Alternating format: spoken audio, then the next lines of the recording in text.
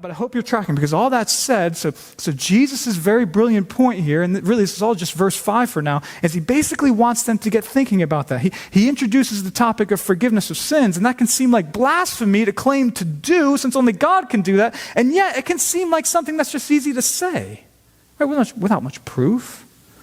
So that's where we are. And just think about it quickly. From the scribes' perspective then, they might have thought that therefore they've got Jesus in a bind. Because in their minds, first, they could be thinking, sure, he can say things like that to the paralytic, but he can't actually do it. And then second, they probably thought, and since he's lying, we know this, about having God-given abilities like that, surely God won't bless him and enable him to do anything to magnify his name.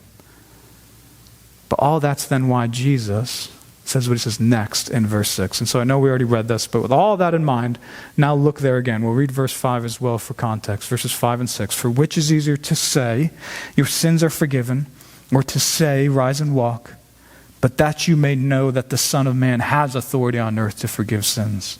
He said to the paralytic, rise, pick up your bed, and go home.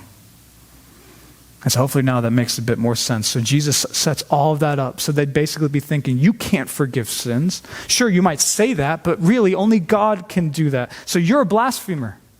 God can't be on your side. God isn't on your side. But then Jesus responds with, well, actually, no.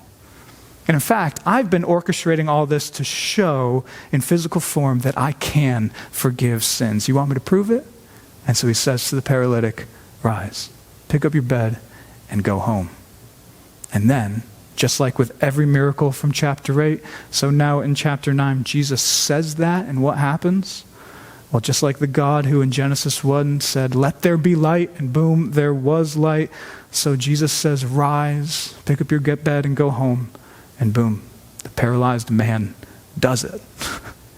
I mean, can you imagine? And in fact, Matthew decides to use two of the same verbs from Jesus' mouth to show what happened with the paralytic. It just happened like Jesus said. Jesus said, rise and go home. Verse 7, and he rose and went home. And so, church, Jesus accomplishes another amazing, loving, gracious miracle. But this time, he did so mainly to show an even greater specific reason, to show that he does have authority on earth to forgive sins.